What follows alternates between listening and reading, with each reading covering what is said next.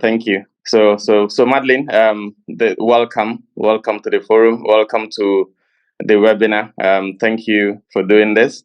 And then before we get to Madeline to start, I'll just use a minute to just talk about finance here as a forum. So this is, finance or leadership enthusiasts, right? That came together a couple of years ago to create a forum where we will engage, periodically in terms of knowledge sharing, in terms of assisting each other, mentoring each other. Kind of a forum where finance people interested in finance can come together, create kind of a sanctuary to be able to interact, share knowledge, and learn from each other. We all know that it's important to learn, but in growing, it's important to have mentors. So everyone here is just encouraged to continue on the membership. You're welcome to share your knowledge, your experience, and also help our colleagues in the industry grow as maybe appropriate. Just wanted to highlight that the Finance Leadership Forum is actually part of today. Our vice president currently is Betty Maron, one of the leaders in the finance sector in the Gambia. But most importantly, I just wanted to touch on the Constitution, where we believe in equity. In the Constitution of FLF, the Finance Leadership Forum is that no president and vice president cannot be of the same gender. So we have today Ibrahim Sawani as the president and Betty as the vice president, and we have also an advisor who would advise us on women related areas to focus on and to ensure that there is a lot of inclusivity as we progress. That will be it from me. Thank you once again, and Madeline, please, you're welcome. Hello, good afternoon. Good afternoon, Musa, for that brief introduction. It's actually a very detailed introduction. Thank you for this very humble privilege to moderate this session this afternoon. I told Fafati that it's an exciting privilege for me because two of the speakers were my supervisors with whom I've worked directly with over the years. And I'm so humbled to moderate this session with them this afternoon. I want to start with Ms. Senghore, Njilan. I'm not sure I've met her before, but we've met online on few sessions. Ms. Senghore, I'm humbled to be the moderator this afternoon and to meet you again. Thank you for accepting to be one of the speakers. So in the celebration of International Women's Day, we deem it fit that this is an important session to have and to put together these strong and powerful women within the finance profession to educate us, to put us through what it means to come together as women for development in our various settings, and especially in our country, the Gambia. Ms. Senghore started as an auditor. She started her career as an auditor in 1999 with Deloitte and Touche. Then she joined the Trust Bank in 2007 as the General Manager of Finance and Admin, then to Deputy MD in 2016, and now the MD of Trust Bank from 2021 to date. Ms. Senghore, you most welcome. Thank you. Thank you very much. And then to Binta Jallow. Binta worked with me in Guarantee Trust Bank as the head of funds transfer and trade finance, after which she was the head of systems and control. We call them Syscon then at GT Bank, where she left, and now as the finance director with the Gambian Maritime. Binta Jallow, you're welcome. Thank you, Madeline. Oh, good. Then to Isatou Jawara. I have to try as much as possible to call her Isatou Jawara because I'm so used to calling her by Isu. Isatou Jawara worked with me at Guarantee Trust Bank, head of corporate banking, Unfortunately, I worked with Isatou for just like 2 weeks as a supervisor before I was moved to operations. Isatou climbed through the ladder in GT Bank up to the level of executive director, where she resigned and now the MD of Arab Gambia Islamic Bank. Isatou, I am humbled to welcome you to these discussions this afternoon. You're welcome. Thank you for the introduction. Good.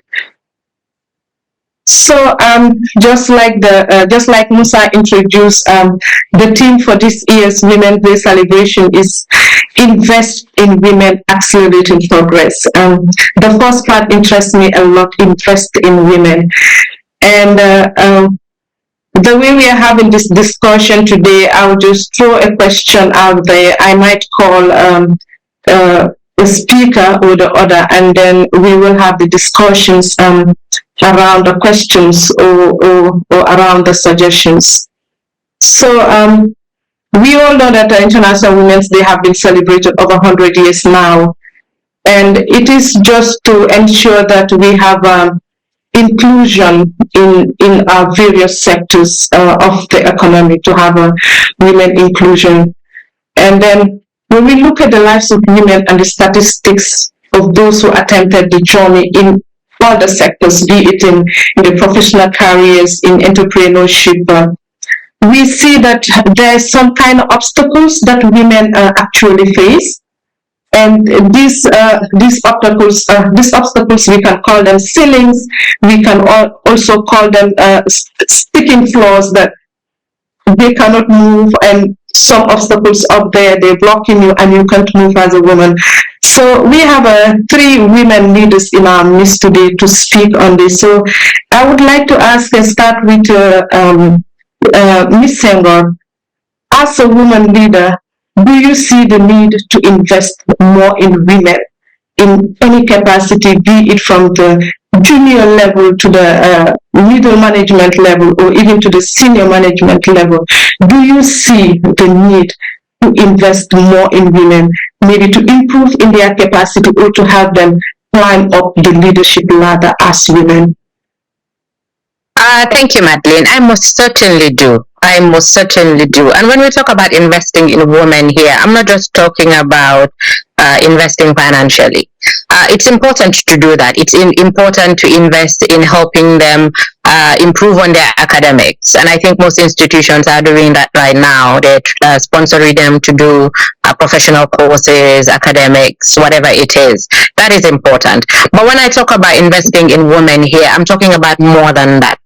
In my experience, the obstacle, the impediment that most women have in climbing the career ladder is that balance of work and life. We are raised, especially in this country, culturally we are raised to believe that our primary responsibility is to be a homemaker, to be in the home, to take care of our children and our husbands.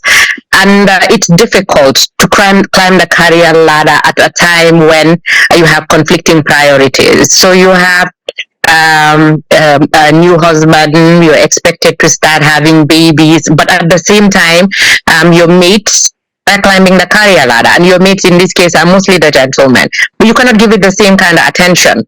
So I think the biggest impediment, and that was my experience, was the work-life balance challenges that I had. It was the greatest impediment to career progression. So there are certain things where we talk about equality. And I think my experience, especially in my office, is when we talk about equality, we're talking about giving both men and women the same opportunities. So if we're offering training opportunities, it's open to both genders to apply. There's absolutely no discrimination there. But there are certain things that we cannot talk about equality. We have to talk about a special consideration for women, because that is the only thing that the women need assistance with, that it does not affect men. And one of those is flexibility in our working lives. I remember a few years ago when the Gambia adopted the Women's Bill. the first reaction from most gentlemen, not just in my institution, was the fact that maternity leave was going to be 6 months. And that seemed to rub people, men especially, but surprisingly, even some women the wrong way, as in, how can any office or institution cope with the long absence from women? But I think for me, it is all the more reason why we should think about investing in things that will make women still productive while they are doing the most natural thing in the world, which is to have babies. So what is wrong with creating an environment where women can work from home? What is wrong with having crashes in our offices so women can still bring their babies and still be productive in the office? So when we talk about investment, I'm not just talking about investing in their studies, but we should look at how we can make life all encompassing so that women will be able to participate in all sectors at home, raising children, but still be very productive in their careers.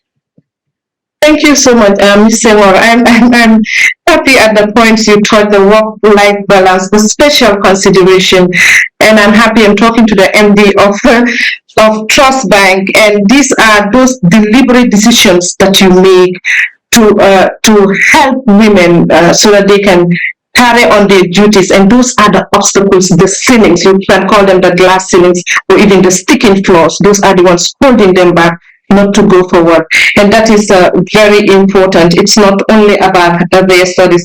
I was in a forum recently, and like you said, one of the MDs is a lady, and she also had an issue with maternity leave of only 4 months, and she was like, what will you be doing 4 months at home? And I was surprised she's a mother too.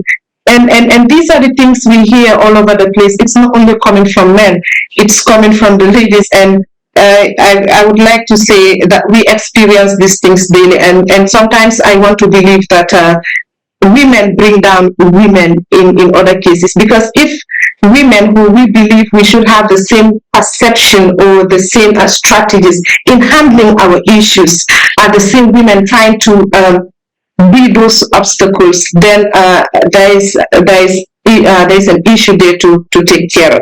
I would like to also ask the same question to Isatou Jawara. Isatou, I know you joined Ajib recently, not so recent. When you joined Ajib, did you notice did you notice a need to invest in women, be it in soft skills or in helping them improve on their qualifications, or just trying to improve their work environment within Ajib? Okay, Madeline, thank you so much for that wonderful question. First, I would like to say that to the need to invest more in women. Looking at this panel today, you have the likes of Njilan, Binta Jallow, yourself, you have Betty. Obviously, we need to make sure that there is more of these people in our mix, because it's so inspirational. And then when you invest in women, it's sustainable development. We all know that. Okay, when I joined Ajib, yes, I know, okay, it wasn't easy in the sense that, okay, when you look at it was not gender balance. Obviously, you cannot have it balance, because the workforce is like 40 to, 40, 60. I think it was even far less than that. It was like maybe 30, 40. But now, okay, we are employing more women. And then also, we are also ensuring that more women man key roles in the bank. Okay, with that, we are supporting women, right? So for training, anytime there's training opportunities, I don't want to be biased, but usually I'm open up to women first than the men. Okay, even when you look at our management team, we have about 6 women that are part of the management team, and We also have 3 branch managers. I think that would even take it to 9 now. It wasn't like that. There was no female, or there was only 1 female branch manager those days. Yeah, you can see the difference. So Isatou, just excuse me. Isatou, I would just like to interrupt you a bit. You said there was no gender balance. Of course, we see that everywhere. And you said you are employing more women now. Yes. What levels are you employing these women? Are they at the junior level or the middle level management, or at senior management? Middle level. Yeah, at middle level. At middle, because usually, okay, you want to even employ a certain at a senior level, but the qualification at times you're looking for, you don't get it from them. But now you realize that at junior level now, you're even getting more women with the right qualification at that junior level than the senior level. It's like there's an improvement. Because years ago, when you want to employ women, you realize that at certain level, even the entry level requirement is a problem. But now, even if you conduct interview of like 10 people, if you don't mind, women will outweigh the men. That's what we are seeing, because looking at their results, even their results, by the time you do the shortlisting, you know that they're doing far better than the men now at school. So that's why I said really investing in women is sustainable development. And educating a woman means you are educating a whole generation. Yeah. We are seeing that. Hello? Yes, sorry. Yes, you want to say something? Oh no, please go ahead. Okay. Yes. As homemakers, we are homemakers. We are homemakers, and investing in women will lead to the eradication of poverty and also inequality. We are seeing that. I think things are improving. Njilan has said it. We are empowering. Empowering women now to man key roles in the society, because we are mothers, and the first school of any child is the mother. We all know that the first school of any child is the mother. So this is evident, and with women, it's evident that when you train them, really, it's solid that they will excel, because they are committed, they are determined, and also there is perseverance. Yeah, thank you so much, Isatou. Binta, Binta, you are the finance director at the Gambian Maritime. Do you experience some of these challenges that Isatou is talking about in terms of recruitment? Do you have a challenge getting qualified ladies applying for the jobs that you advertise in your institution? Because this is actually a challenge everywhere. In the energy sector, where we have because when you advertise for these engineering positions, you have, of course, more men applying than women, and we are trying to see how to improve on that gap. But this is a different sector. What is your experience within the maritime industry, Binta? Okay. Thank you very much, Madeline, for that question. First of all, I must extend my warmest greetings to each and every one of you who gathered here virtually to commemorate International Women's Day on the team Invest in Women to accelerate progress. This is something that is I'm feeling I'm being empowered. This is my first time of being on such platforms and speaking generally to the to the public or anyone who has logged on. And was like your question said, the experience in here, what the maritime industry could differ with, let's say if we talk about the Gambian Maritime Administration. Now things are changing, and the employment percentage, if you look at it, we are almost around 45-55 men to women. And definitely Gambia Maritime Administration has been an institution which are focusing on this gender equity recruitment. And then we are not even at management level, we are around 35-65. So, and we are improving more. There are strategies develop more, and the trainings we do, gender trainings, empowerment, and all other stuff. But if you look at the maritime sector in general, it's only 2% of women who are active. So that's where the challenge is. It's only 2% of who are feminine. So the 98% are men. This belief of believing that it's a male-dominated sector. Now, thank God, that mindset is changing, and the students are at school level. Because, for example, when we advertise at school levels, and we get some of them who could be interested, but still now the gap is there. Despite the improvement that we've done, but the gap is still there. But it's just a matter of such forums and webinars and sensitization issues can bring a wake-up call. Because, like, for me, definitely earlier I wasn't aware of what maritime is. But now that people are aware, it's becoming. We have even introduced something at the GTTI. We are working in partnership with GTTI, so we see both male and female entering it. So it's just a matter of, let's not relent. Let's keep the sensitization. Let's keep talking to people and let them be aware of what we are up to. And as women leaders, we need to be coaching, mentoring the young ones, and bringing them along and tell them that they can do it. The issue of these are male-dominated fields, I think, is eradicating now. Even construction women are there. Though few, but it has to start somewhere. So this is what we have for now. I like this, Binta. This is interesting. It's also news to me that you're already having programs at the GTTI. How well are you doing within your gender program to ensure that more women know about these opportunities? Actually, what we do, we are working in partnership with the Regional Maritime University, which is owned by 5 member states, and Gambia is one of them. We do have, at times, annually they come here. They come around, and then they will be going around to the different schools. Let's say the technical school, the St. Peter's, the GTTI, all science-dominated schools, for example. They will go there for marketing.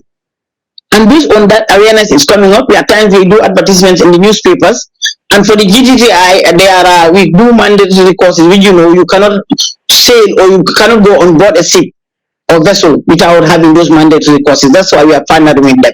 Actually, we are even working with the University of the Gambia to have a faculty of engineering faculty. But that hasn't picked up yet. But for now, with GTTI, that is up and running. And even those people who are aboard in the cruise ship will have passed through that. They have to be. So it's improving based on, if you see the reports of the outcome, the graduates from the GTTI, you'll see that women are also there. The percentage definitely considerable. I know there is a vast improvement compared to how it was before. This is great, Binta. Thank you for that. And back to Miss Senghore again. I know you're doing very well. I follow your page a lot, and I just want to know at what leadership level is the gender gap more pronounced at Trust Bank? Certainly at the senior level. Right now we have more males. I think it's getting close, but still slightly more men than women. But at the lower levels, tailoring level, we have more women. And what do you think is the reason for that? Why do we have more women at the junior levels than at the senior levels? What do you think are the factors? It goes back to what I said before. We have a lot of females resigning after they get married, after they start having children, especially those whose husbands are not in the Gambia. So moving out to go and join their husbands. Let me start from academics. Last week we had what we called the Excellence in the Millennium Program, where we award students in the grade 9 examinations. So we realized that 60% of the students who sat to those examinations were were girls rather. We also realized that 60% of the top 10 were also girls. So what we are seeing is girls are excelling. Isatou talked about the recruitment process. When we recruit, we have more girls excelling. We have aptitude tests that we give before we even invite you to an interview. We see more girls excelling there. When we do the interviews, we see more girls excelling. But once we take them on board, they don't stay long enough to grow that career ladder. That's the issue we are seeing. At the moment, in our top management team, there's only 2 ladies. There's 2 of us out of about 10. So that's really bad. Sorry, sorry, Ms. Senghore, I want to go back to that. You said at that level, at the junior level, is it all the reasons because they leave after marriage, or they don't have the right qualification to go up the ladder, or what do you think is keeping them at that level? The qualification, I think it would be a poor excuse to give, because we offer the same opportunities. We train our people. Because we are a regulated industry, the regulator has standards as far as academia is concerned on the levels of qualification you need to have to be able to ascend certain positions. So the women are not more or less qualified than the men at entry position. So if the men are staying to be trained to be able to assume bigger responsibilities, I think as far as I'm concerned, then the opportunity is there for the ladies also.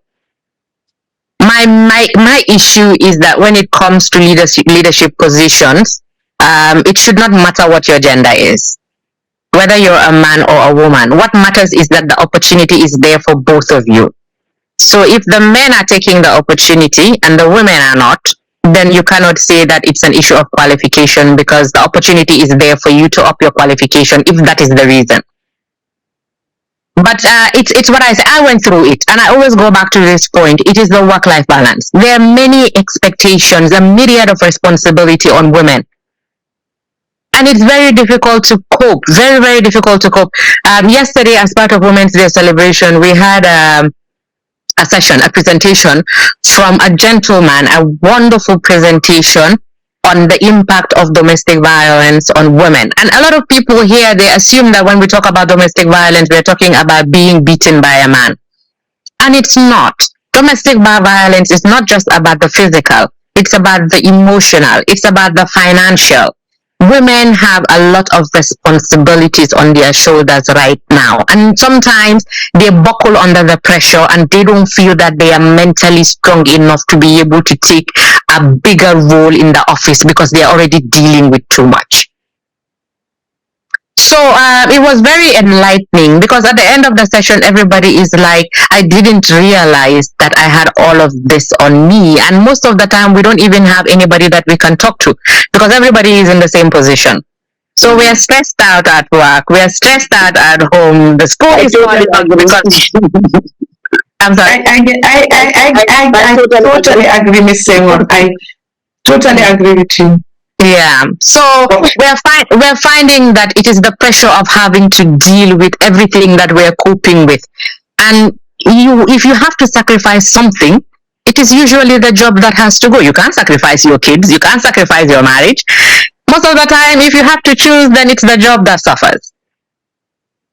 And I just want to throw this question to all of us here, to all the speakers. Ms. Senghore raised a valid point. Is all that we have to deal with, and as leaders, we're leaders in this forum. I know we are aware of these things.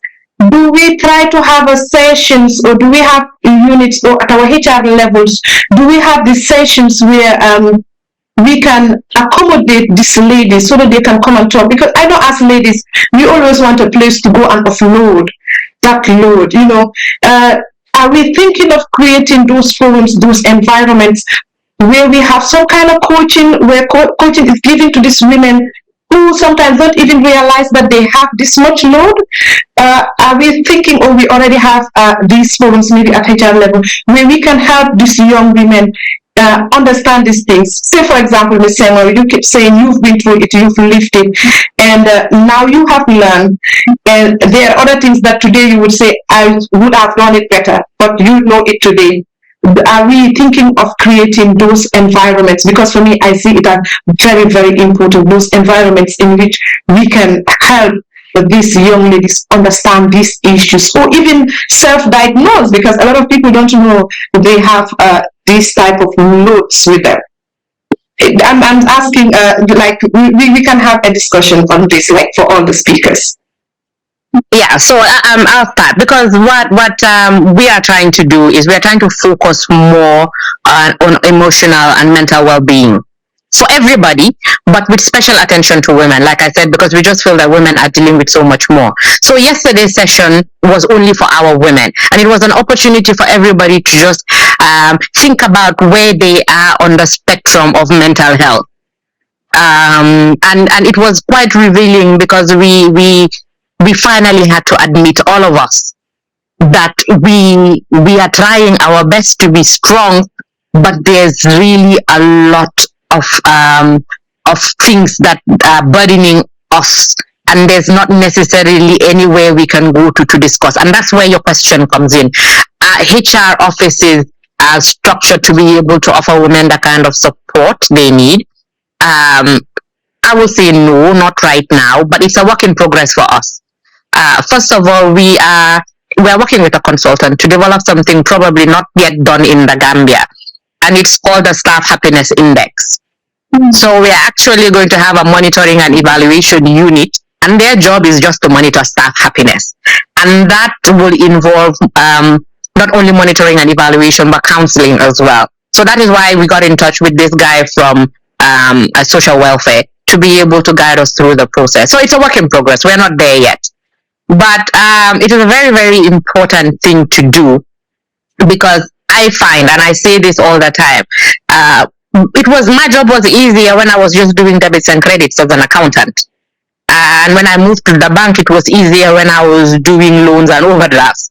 Now I find in a leadership position, I'm no longer in charge of tasks and responsibilities like that. I am in charge of the people in charge. So then that means I am in charge of dealing with feelings and emotions of my team, and I am not qualified to do it. I try to do what I can at my level. So I do counseling. I don't know whether I'm good at it or bad at it, but I try. Because at some level you can relate with each other, because we are all women. So when they talk about their women issues, sometimes you know because you're dealing with it yourself, or you know somebody who's dealing with it. So you offer whatever advice that you can offer. And sometimes I don't feel like I've helped them a lot, but they come back later on to say just having somebody to talk to was fantastic, and they feel a lot better for it. So that's the responsibility I have now put on myself, to make sure that in as much as I can, the things that I went through when I was climbing the career ladder is not the same for people under my watch, and I can improve their well-being. I said to at the same question, are you experiencing a similar thing? Where is the gender gap more pronounced at Ajit? Top leadership. Yeah, I think we're having a common thing here.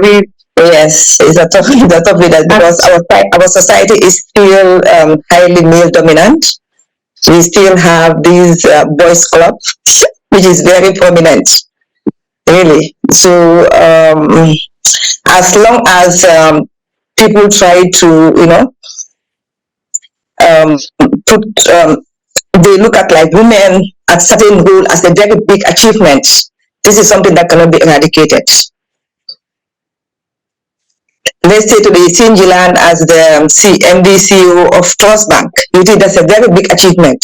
But a man at that level is not, it's normal to people. As long as we have those ones, we continue to have this gender gap. This is something. But what can we do? What do you think we can do, I said, as leaders, to showcase that it's not an impossible task to hold as a woman, because we're talking about equality here. Yes. What do you think we can start doing now? I think what we can start doing now, I think already is on. Women now are much more involved, and when you look at the workplaces, now they've been recognized, they've been empowered. But like what Njilan said, there is still a very big problem. We need this work-life balance. It's not easy. As a woman, you have your home to take care of. You have your husband to look after. You have your kids to look after. You have office. You We have all these things. So this is something that's unlike men. You only have your office. Then this one is battling with 5 issues or 6 issues. But I think gradually it will come. It's like we have to fight in the sense that we still have to be very passionate of whatever we are doing, and the commitment, as usual, is there. The dedication is there. These are things that that will help us after some time. Unlike what you said at human resource offices, our human resource offices, like when it's being managed by men, we will not see that much difference. We need women to complement them. Then we'll see the sense of what we want. But for women at certain level, definitely is if we are being celebrated, I don't think even ourselves, starting from us as women, we need to be proud of ourselves. We need to celebrate each other. Gradually, that would Thank you so much, Mai. So that's very true. Binta, what do you think?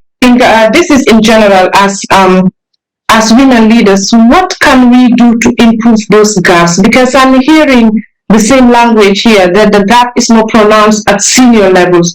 What can we do as women leaders to improve on that? How do we carry the women from the junior level up to this level? Okay, I'll first of all concur with the other speakers regarding the life-work balance, and that's every working mother is experiencing, every working woman is experiencing. And the sample that Ms. Senghore indicated, they having crest, I think we should be gearing our thinking towards that, because I think it's also, and it will have an impact on you, on the lactating mothers, nursing mothers. We need all those sort of things that will calm ourselves. Like, whilst you remember when we used to be in office and we say, Binta, you are cooking on the food. So these are the things that is disturbing the work-life balance of women and leading them to leaving. Like Ms. Senghore said, some of us, if I should start with the male staff, we start the same day. As we are going along, at times, the performance can be affected. My performance could be affected by what is happening at home. Okay. Regarding what needs to be done, we need to have comprehensive strategies to focus on dismantling the systemic barriers, promoting gender diversity and inclusion initiatives. Whatever we are doing, we should think about what women can get in that. Implementing policies that support work-life balance and providing mentorship opportunities for women and girls to advance in their careers. But for us, here is in general, but then the issue is, if you want to pick someone from the ground level, you have to do something, bearing in mind what can be done to improve, or what can be done to enhance, what can be done to boost their capacity. That's what we are looking at now. I think so. Binta, I just want to interrupt you a little bit. The first one, you talk about the strategies in place. So, yes, how can we have those strategies? Because it is those people at that level that come up with these strategies that draw the policies. And we, as women, we're not represented at those levels. How can we ensure that they factor in women when they are drawing those policies or those strategies? Because we are not represented up there. We are not represented up there, but this is what we are doing now is even the starting of what I'm doing. We have 2 CEOs in our midst here as speakers. What we are talking about is, for example, when strategies are being put in place, can we say that a certain percentage of this decision-making body should be women? If we have quotas allocated to our women, even if we are at school level, like what Ms. Senghore mentioned, like when the grade 9 that they just mentioned, she said the assessment was confirmed that 60% were girls. Even out of the top 10, also 50% were girls. So those type of things, if you are looking at, okay, what are we looking at? We want to employ 10 staff. Out of them, 40% or 50% should be women or should be girls. Those are the type of things we need to have our inclusion, and it will boost our capacity and enhance our involvement. So like that, as we grew to the ladder, then as time goes on, we are starting, because some of us are now at the leadership roles. So this is what we need to do, and then to have our position to create the environment for the young ones, young generation coming along. Some of them are looking at us as role models. Some of them are looking up to us as what we are doing. I fully remember someone talking to me, how are you trying, how were you able to make up all these things? Being at the bank at the time, having my children go at the same time, some of them going to school. You remember the 7 to 7. I leave, some of them are sleeping. I come back, some of them are sleeping. So all those things. But then it's the having the passion of what you are doing and wanting to show that you can do an impact is another thing. So let it start from us now. We are here, we are leaders. Anyway, and we are advocates. So let's start it from here. These CEOs, 2 CEOs can make a difference.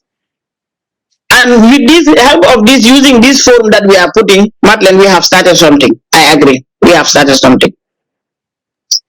I totally agree with you, Binta, because this is very important that we discuss how to groom or how to coach the ladies, because we all agree that we are most pronounced at that junior level, and we have to put strategies in place. Binta, it's not only the CEOs, you are at a leadership level, you are a director. We have Betty here, and we have Isatou and a lot of women here. But I'll take the question back to Isatou. What do you think we can do, since we are not represented very well at the senior management level? From your experience, Isatou, and in your involvement in all of these institutions you worked before, what do you think we can do to improve women representation in leadership? The reason I'm interested in the leadership here, because if women are there, they represent the perception of women, and they can only think in with the mind of a woman. And when discussions are being made or policies are being drawn, they can always factor in the other gender in every strategy or in every time a policy is being drawn. I said, what do you think we can do to improve on this, to be at that leadership level or have more representation at the leadership level? I will say empowerment. We have to do that. And how do we do it? How do we empower? How do we empower? Because we need to train them. Training is very key, because when you look at women, you will start your career with a man. At a certain point in time, your own will just stop. Either we have this 6 months maternity, when you have maternity for 6 months, obviously if you are on the same level with somebody, the person's performance will outweigh your own performance. Those are things that we should look at as institutions should look at. But empower women, it doesn't matter. For me, if you look at it, when you assign a man and assign a woman, what women can do, they perform better than the men. That's obvious. But women, it's like, okay, you don't want to fail. Failure is zero. No, you don't want to fail. Whatever you're doing, you want to achieve it, and you want to achieve it very well. Because women, we are scared of failing, and also we have our children. Those are looking at us, and those children, we are their role models. So in an institution, like I said, let's try to empower women. Let's encourage women. Give them the floor. Let them participate in activities, especially at work level. Let's give them that chance. Let's coach them. Let's talk to them. Let them have that confidence. Because some of them, they lack the confidence. You can see that low self-esteem in them. But by the time you bring them out, really, you see them signing. We have seen that. Because women are wonderful. When you give them a task, they accomplish it. So it's all about empowering them, bring them out, because they are skillful. These are people that are so intelligent, because I work with women, even, okay, now that where I am, when most of there are few ladies now that are even at the management level. Those where they started from, you will not believe that on where they are today, like, okay, in terms of their performance. Is because when at times I think they are also suppressed. I've also noticed that at times women are suppressed. They are not given that room. They are not given that role. Because, okay, people, especially when women are newly married, they have family to raise, like Binta said, 7 to 7. We all went through that. You leave your house, your kids are sleeping. By the time you come back, they are sleeping. So it's not easy. So when you find yourself in that kind of situation, for some people, they cannot manage it. Some cannot manage it. And if you cannot manage that kind of situation, that's where you're going to have issues at your work level. But by the time you give them the confidence, give them the assurance, bring them out, talk to them. It's important. Like, okay, Njilan said something which is very important. Like, okay, you talk to, like, she's there to allow the staff to come to her, talk to her, which is very important. For me, anyway, Madeline, I'm known for that. So, and then you can see the difference. And most of the time, when you talk to these women, you realize that they are even relieved. Because what they are thinking of, and maybe even you, the person that they are talking to, your problem is bigger than their own. But if you can manage your own issue, giving them examples of what you're going through and how you are managing it, it always makes them a better person. But it's all about empowerment. Let's bring them out. Let's empower them. Let's empower women. We really have to empower women. It's important. We cannot leave them at certain rules. That junior level, we just leave them there. Let's say you are a cashier, you just leave somebody as a cashier. And when that person has the skills, that person has the qualification, give the person a bigger role, you'll be surprised. The person will do it better. So empowerment is really important. We have to empower our women at workplaces. We support them, guide them. Thank you. Thank you so much, Isatou. Ms. Senghore, Isatou just mentioned the issue of suppression. Do you think this is a main factor that is affecting women climbing up the ladder in our society? Yes, I do. 100%. Unfortunately, whether we like it or not, there are many tables where women are not represented. And do you think a group of men will sit together and discuss women issues? Especially when it comes to advancing women. They won't. No, that's the bottom line. So either women are not there or they are underrepresented, and so their voices are not loud enough. It is a problem. We see it all the time. Women need to be where they will be able to move the interest of women, and for that reason we need to be represented in good enough numbers. Some talk about having a quota system, but it would be very difficult for some of us to implement. I took over this role, for example, in 2021. I inherited a management team, and it's a management team of men. What am I going to do there? And they haven't done anything wrong. Their positions are not vacant. I cannot replace them with women just because I want to increase the level of women representation. I cannot. So I have to work with what I have. But then in that case, I need to make sure my voice is loud enough to speak for the other women who are absent from that table. But it's going to be a gradual process, because we have to carry men along, because women issues and women interests should not be that difficult to explain to men, because all the men have wives and they are okay with their wives having maternity leave to have babies for them. But for some reason, when they go to the office, they no longer have that consideration. Why? Now, I remember when the Women's Act came out and they talked about the maternity leave, there was a section there that said in order for women to qualify for paid maternity leave, they have to be in continuous employment for 2 years. At the time, our service rules at the bank said 1 year, continuous employment for 1 year. And straight away they said, okay, so now it's 6 months, so now we have to increase the qualification period to 2 years. I said, no, we are not. We don't give a benefit and then take it back.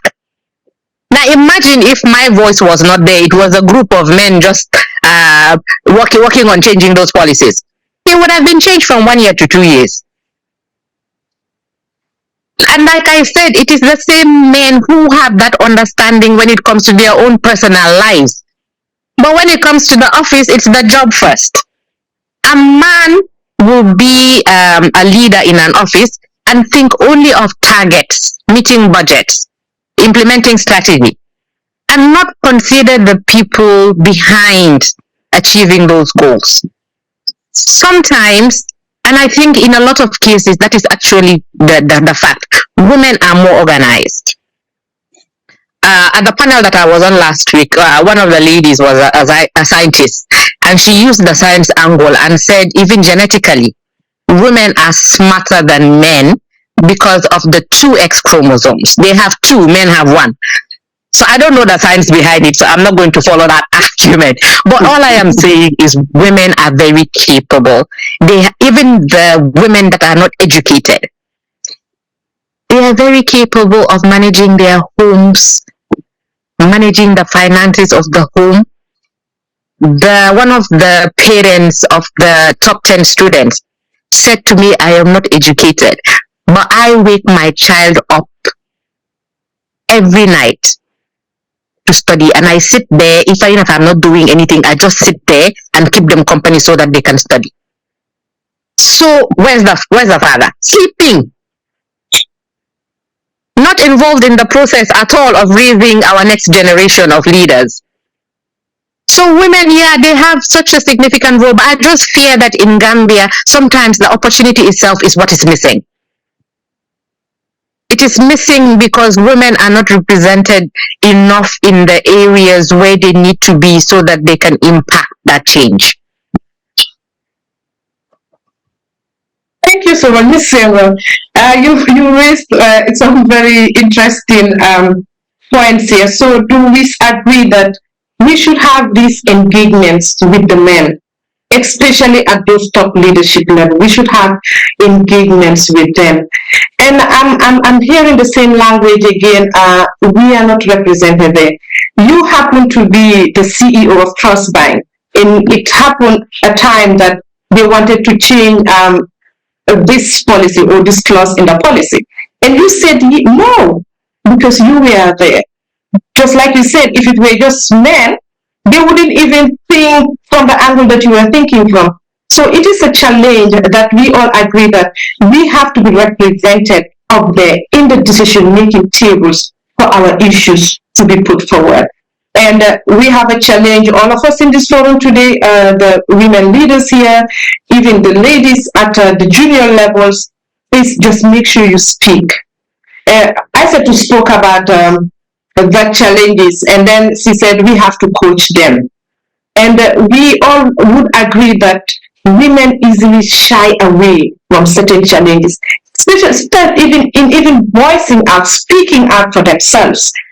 They have problems with this, and if you don't speak out, we know obviously we cannot deny that it's a man's world, and sometimes as a woman, if you want to be bold, they give you names, but we should be ready as women also to be able to put those type of labels aside and just believe in ourselves and be ready to speak. And then that takes me to the next questions. Do you think women need women role models to excel? Isatou. Not actually, because I believe that the first role model for every person should be there. Should be your parents. Honestly, if you ask me, that's what I believe. But for women, yes, you can have your role model as a woman, but you can also have the opposite sex as your role model, depending on what good things you've seen in that person. Depending on what good things you've seen in that person. So that's why I said not actually. You can get the best from that person and not necessarily learning, from the same gender. Not to say, okay, yes, Binta is my role model because Binta is a woman and I'm also a woman. No, it's the best that you can learn from Binta. If there is a guy that you can learn a best from, why not? You can take the person as your role model. The reason I ask this question is because, say for example, I said to, if you look at women in the technical areas like the engineers, most girls don't know. Again, this starts from school. Some of all these science books we have, even about some technical education, all the designs or all the drawings they have in those books, they use the male representation. So all of you have guys represented in all these books, even the books that our children read at home. So for me, I think it starts there. It starts with our curriculum or the books we read representing every hard task with a man or every leadership task with a man. And I've seen in some institutions that some girls need ladies who are up there to look up to, because they'll be asking themselves, I'm a woman, and that lady, that CEO, Isatou is a woman. I want to know how she, what she did to get there. What did Isatou do to get there? And that's why I just threw it out there to see whether this is actually true. Do women actually need women role models, especially in the career path, to excel or to climb up the leadership ladder?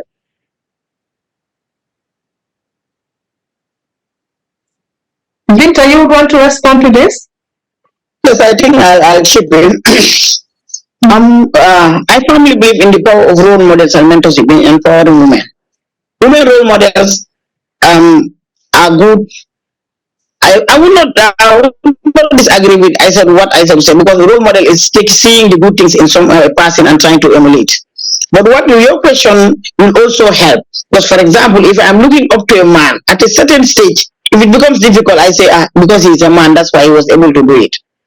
But if I'm looking at a woman and I see that she's progress, I'm trying to copy, I will not relent and say, anyway, it's a woman, I'm going down. No, I will say, if she can do it as a woman, why not me too? I think having them as a role model will boost more morale. Because if I'm looking at up to a male, yes, it's fine. I look at the good things, like we used to copy Bolaji for being there always on time or earlier. So, but then at the latter, if it becomes tough, I will see it as, okay, it's a man because he's capable of doing it. But if it is a woman who is doing, if a woman is laying bricks and I'm also trying to lay bricks, if it gets to something, I say, if she can do it, let me try. It will boost my morale, and then I'll emulate more than if I'm working with I'm looking up to a man. And when it got tough, when you are looking up to a man only, it will be like, he is there because he's a man. Because we have that mentality of certain areas are male dominated. And we tend to rule, and like the curriculum we are talking about, because all those pictures or illustrations that they are showing us male. That we now have the mindset of this is a male dominated field, and we shy away from it. So let's not limit ourselves to that. Let's try to coach our young ones, enhance and we get the potential out of them. Like both Isatou and Ms. Senghore mentioned, that if we mentor them, coach them, we can get something out of them which they don't even expect that they can do. It's good to have both, but then looking at, for me personally, looking at taking a female as a role model, woman as my role model, would boost my morale than if I say, if she can do it, I will do it the same. But when it gets tough with the man, I will say, he's there, but he's there because he's a man. I think that is what I have to add to that. That's why I said the goal to be learning from the best. Yes. The best part of them. When you mentioned about Bolaji here, who is always on time by 7:30. Yes, he's there.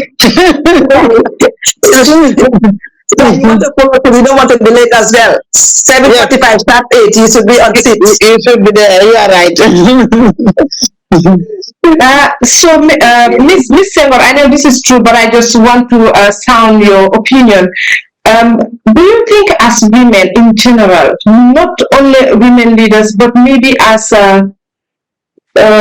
maybe having to be elderly people, kind of, or the older generation, do we have to really coach or involved in coaching sessions or awareness sessions to ensure that our girls are aware of those sticking flaws that are holding them down, or even our ladies who are at those middle level managers aware of those obstacles there, the glass ceilings that will kind of discourage them from climbing up the ladder. What do you think we should do to improve on this? Yes, for me, it's an emphatic yes. For me, being in a leadership position comes with the responsibility of making sure that I make myself available to mentor other young girls. The experience for me, one day I walked into a Saudauda Karaba Conference Center, and immediately I heard two girls whispering. I heard my name, and what I heard was the MD of Trust Bank. They were not whispering silently enough because I heard. But then it was not my first experience. I've had that experience where now people recognize me because of my leadership role. So how then do I distance myself from the responsibility of mentoring girls like her who recognized me? Because I think we are raising young ladies with dreams. Mm-hmm. And when we empower them, we can turn them into women with vision, women like us.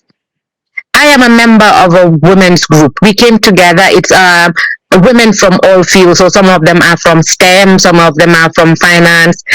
We just came together with the sole purpose of being there for young ladies who need a mentor. Our name is RISE, and the acronym stands for R is reach out, I is inspire, S is support, and E is empower. And it's very simple. What we do is we are paid. Sometimes we go to schools and we do presentations. And then the schools pair us with girls, depending on what kind of career options they are looking at.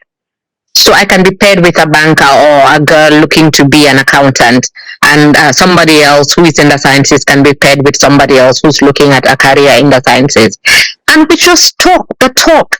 We talk about our experiences. We talk about what they need to do as young ladies. We talk about the obstacles that we face and how they can navigate around the challenges that life will throw at them. How can we call for equal representation or improved representation at the top if we don't take responsibility in making sure that we smooth the path for young ladies to be able to get there? Otherwise, what is happening to the many ladies who don't make the climb up the career ladder will happen to them. Because as they go, they face obstacles, they are not mentally strong enough, and then they drop. So we will keep having this process repeat itself unless there are some of us up there in the top ladder reaching out our hands and pulling them up. We need to. We have a responsibility to. Thank you so much, Ms. Senghore. I appreciate all the speakers. I think the discussions are getting more interesting, but again, we don't have all the time. We can continue to have these discussions all the day, but since it's March, it's our month throughout, we can be reaching out on a one-on-one and have these discussions, continue to have these discussions. But on a closing question, I just want to ask, because it's like we already know the problem, so what do you think, now I'm going to national level, what do you think at the national level we can do as women to be there? Because that's the same language I'm hearing. Because we are not there making the decisions, our issues are being ignored to say, what can we do as a nation to improve our representation there? Of course, so that our issues can be factored in at all decision-making levels, especially at the policy-making process. Binta, you want to respond to that? Yeah, I can put something in place. This needs to be, and addressing this issue cannot be done in isolation. We have to do it as a country, like you mentioned. We start at our different institutional levels, from our homes to the institutions, and then the country as a whole has to come in. We have to improve female representation to the sector of the economy. We prioritize education and skills development for girls and women. That has to be in place at national level.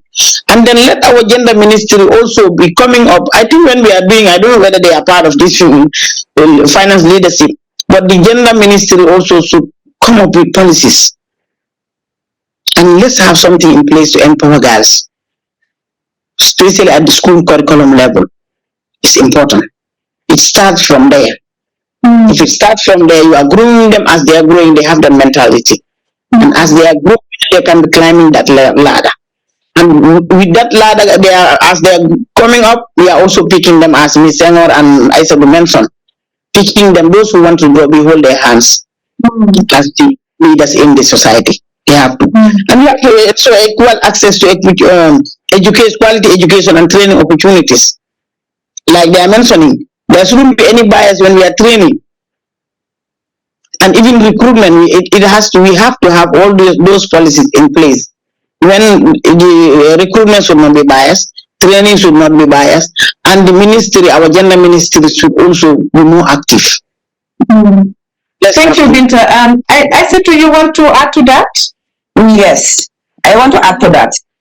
To improve women representation in all sectors of the economy, I believe the foundation is education. The foundation is based on that is like invest more in giving quality education to girl child to enable them raise a great society. And then also when you look at it, like we also have to change our mentality in the sense that like to change our mentality being the most important factor in whatever we are discussing here today. So the education we are talking about, it's more psychological in nature when you look at it. The education that we are talking here is more psychological in nature. But what we have to do, like to create the enabling platform and also the level playing field or level playing ground for women to participate in all sectors, especially in politics. This is important. Thank you, Isatou.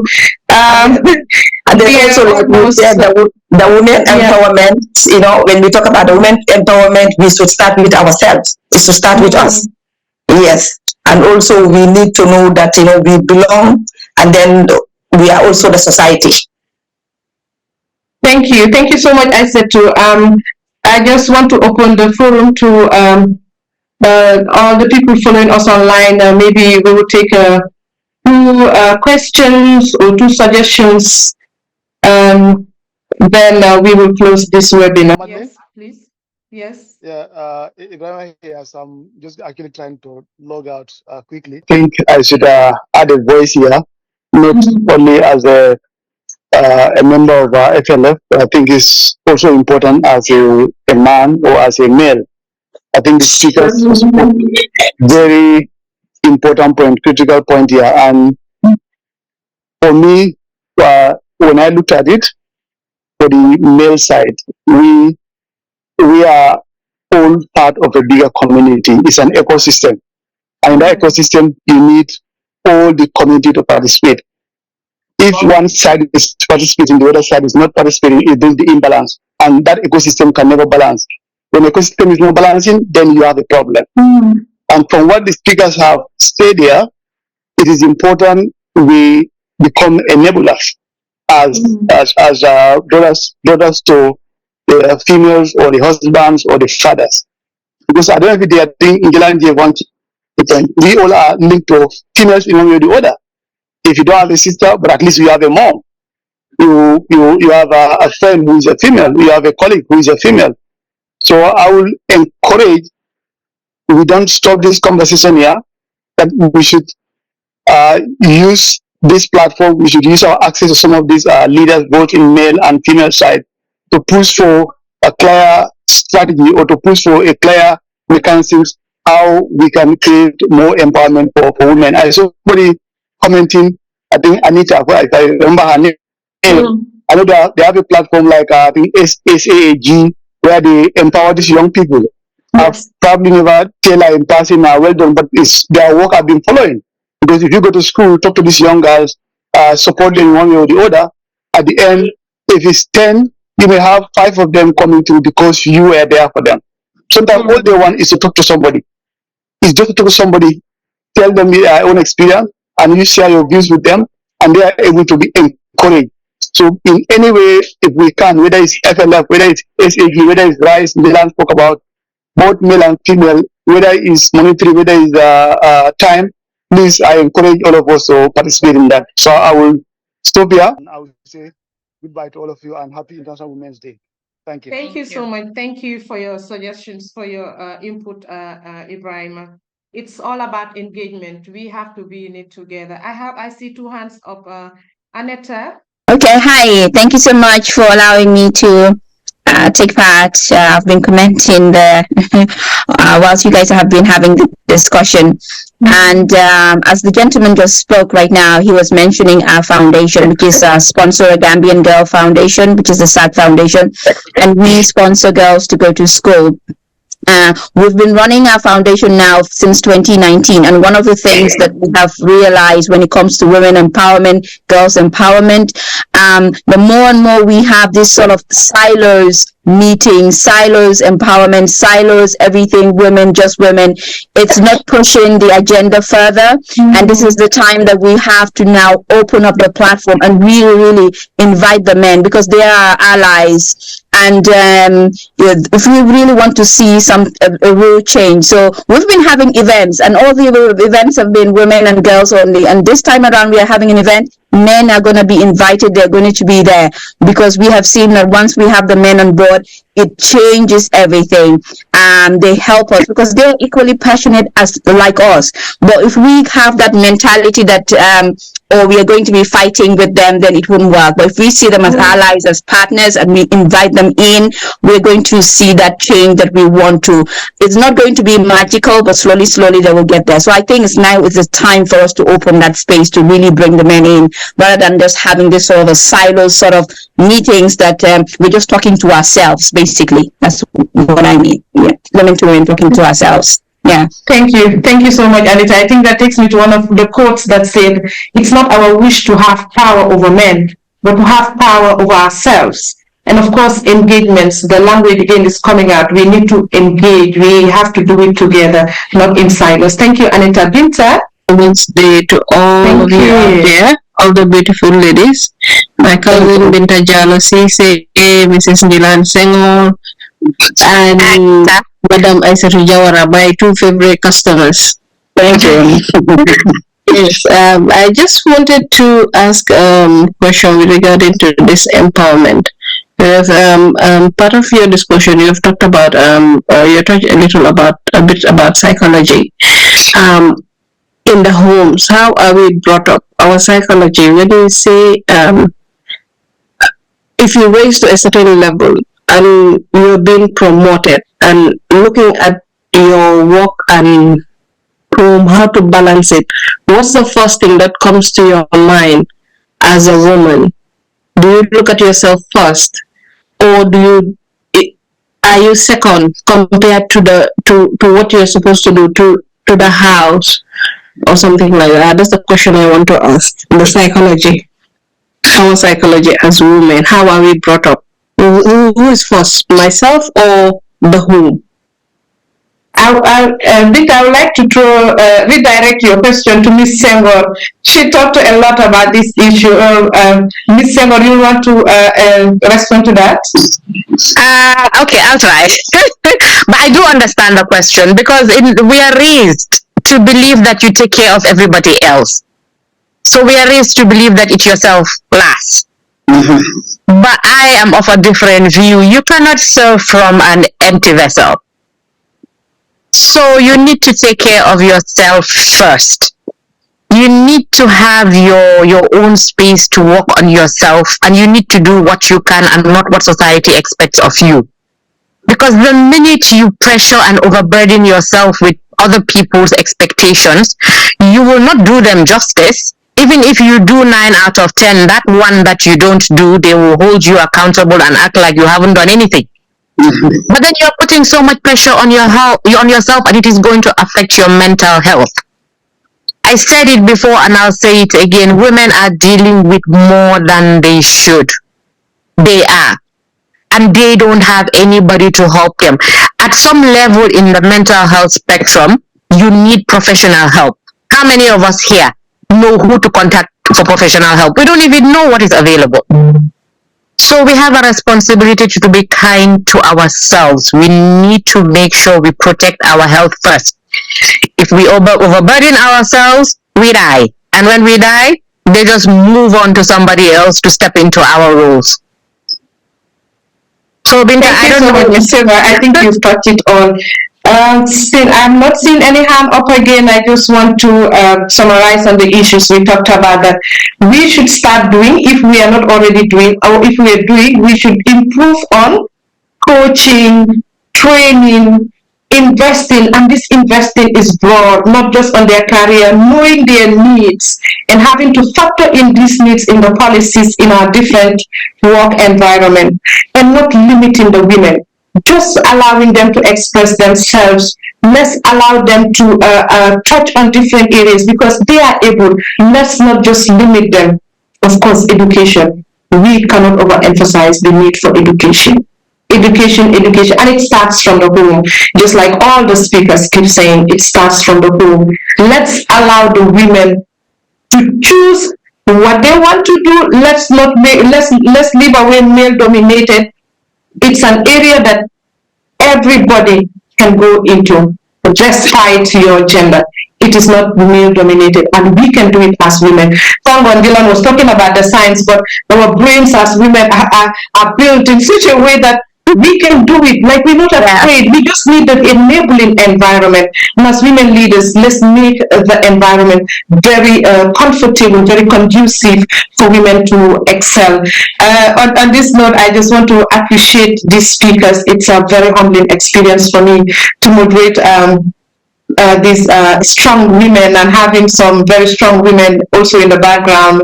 Betty is here. Ms. Saibou, we were talking about mental health. She's a great advocate of mental health. I think she's read it personally, so she's becoming a professional in her own area, in her own corner. And I want to just appreciate all of you. I want to appreciate Betty. We had one trainer, and he said that it is important to have a best friend at work. And sometimes you need, this best friend needs to be somebody who understands the mental health spectrum so that when you speak, they understand. And as women, I think we try to provide this within ourselves. And I just want to encourage us to continue on this coaching, this mentorship. A lot of girls look up to women. They look for those strong women that they can emulate, that they wish they can be like them. It's not anything, it's about mostly the confidence that they are lacking that is pulling them behind. And I'm speaking to very confident women out here, and I think we have young girls also following who are also looking up to you. And I just want to say thank you again. I can continue this conversation till end of the day and I won't be tired. Thank you for giving me this opportunity, FLS. And I want to invite Betty Marrow to give a vote of thanks as the Vice President of FLS. Betty, you're welcome. Thank you so much, Madeline. I am honored. It has been a very interesting and educative discussion. And this tells you also that when we have time to sit together, we can actually come up with a lot of solutions to some of the problems that we are facing. I want to take this opportunity to thank Njilan, to thank Isatou, and I also thank the Finance Leadership Forum for introducing me to Binta. Nice to meet you virtually, Binta. I met on the last forum. I met Njilan also virtually. I did promise to come see you in your office. Yes.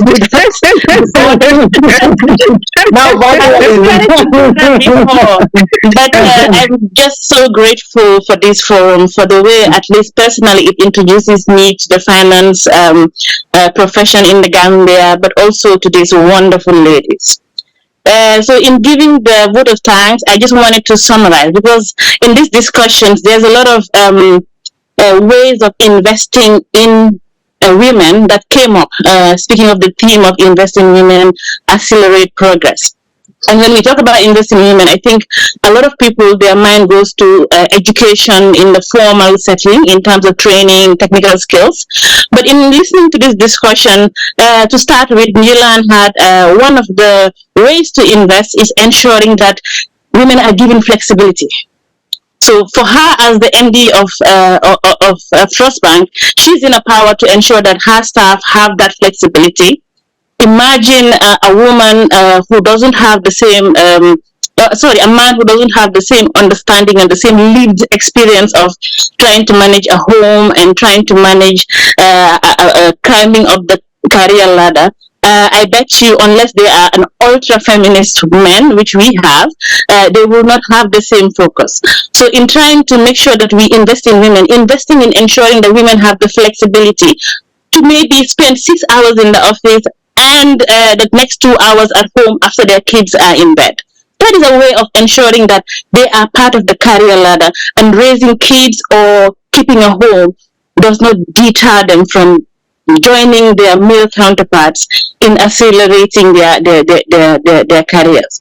And I'll just give an example on, in my time in NAWEC, what I have actually advised most of my staff, both male and female, but particularly the female ones who have gone on maternity leave, those who have gone on studies.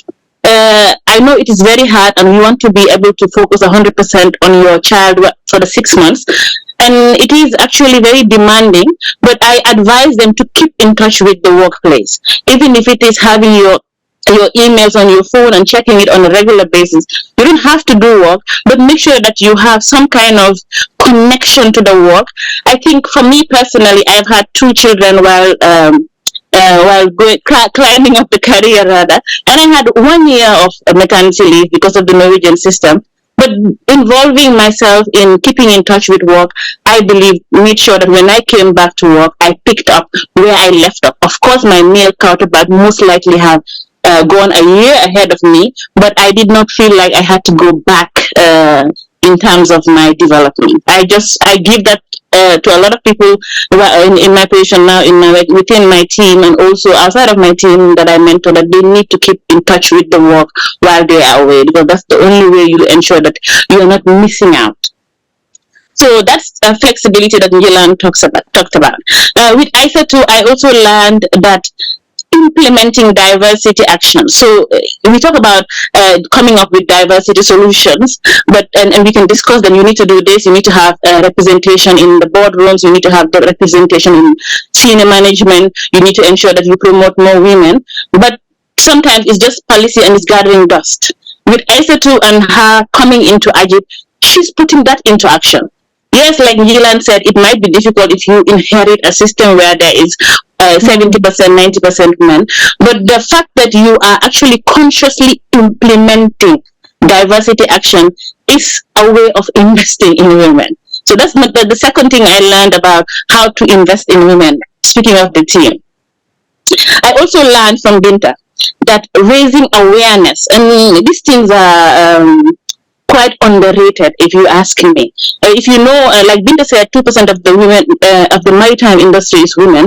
In NAWEC, 2%, only 1% of the people working in the technical area are women, because NAWEC is a very technical institution.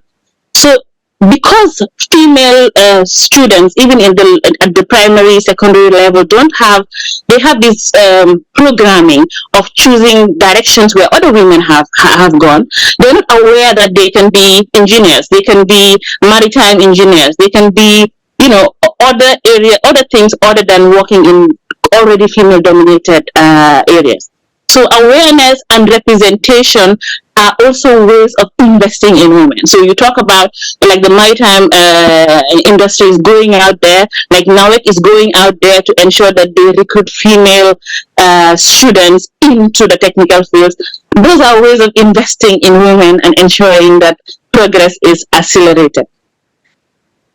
Second to last, I learned something very important, because when we talk about mentorship, at least from my perspective earlier, I've articulated that it is about technically advising a woman on how to navigate. And yes, it is that. But I think we should think about our mentorship in the way that Njilan spoke about, in terms of giving mental health support to the female, because someone who has been where you are right now is the best person to coach you through that situation. And a lot of us in climbing up the ladder have considered giving up. If we're honest about ourselves, we've considered deciding that this is the level that I can I can stop and I don't want to go further because it is too hard. But that is mainly because of the burden that you have carried in climbing up. It is much harder, much heavier than your male counterpart. So in our mentorship of women, in our mentorship of our colleagues, in our mentorship of our direct reportees, we should think about the mental health angle in trying to find out how is it at home. And it's not to pry, but how is it with your husband? How is it with the kids? How are you managing with your in-laws? Because we all have those experiences that we can share and support each other. Finally, the most, I would say, overused term when we talk about women, investing in women is empowerment. But it loses its value and its meaning in some quarters and in some discussions, because empowerment is important. I have a lived experience in my work in NAWEC where I've seen very timid young women who have been sitting in their corner doing one task every single day. And when these women, when I got to know these girls or these women and empowered them, now they are like star performers in my team within a span of 3 years. There are people that other people want to steal away from my team within NAWEC. And it's amazing because all I did was to make sure that they're empowered to have faith in themselves, to have trust in their ability to learn, in their ability to deliver, and also in the fact that their voices matter. So just to summarize on the 6 things I've learned, there's a lot of other things that came up through these discussions, but these are ways, I think, when we go back to our institutions, those of us listening, that we can actually think about, if I'm going to invest in women in my workplace, what am I going to do? These are the things that you can start, whether it is 1, 2, 3, or all 6 of them that you can work on in ensuring that you invest in women, to ensure that progress in your institution, in your community, and in the Gambia as a whole is actually accelerate. So thank you so much for this learning opportunity. I thank you all. Thank you. Thank you so much, Betty. Thank you all for investing. This forum alone is investing our time in discussion and discussing the way forward. So again, once again, happy International Women's Day to all beautiful and strong women out here. Let's go out and, like Betty said, we've learned a lot. Let's go out and improve in the things we've learned here, because I want to believe all of us have picked up one thing or the other here. Let's go and improve and make change, because we can do it. And again, like Aneta said, we shouldn't do these things in silos. I know someday we will have bigger forums where we will, as women leaders, push it to the national level, and of course we will represent ourselves. Thank you, and we will be included. We will force ourselves to be included, because we have to be included. Thank you all very much. Thank you, Ms. Senghore, Jallow, Binta, Isatou Jawara. Thank you all for being here. Musa, thank you for being the man there, and Fatih and all the men who are part of this discussion and these engagements, because we also need you. We need you to come along and understand, because as we discuss in your midst, you will get to understand, and even where we are not, you will represent us. That we know for a fact. Fatih, thank you for being here, and thank you everybody. Thank you so very much. Have a great weekend. Thank you.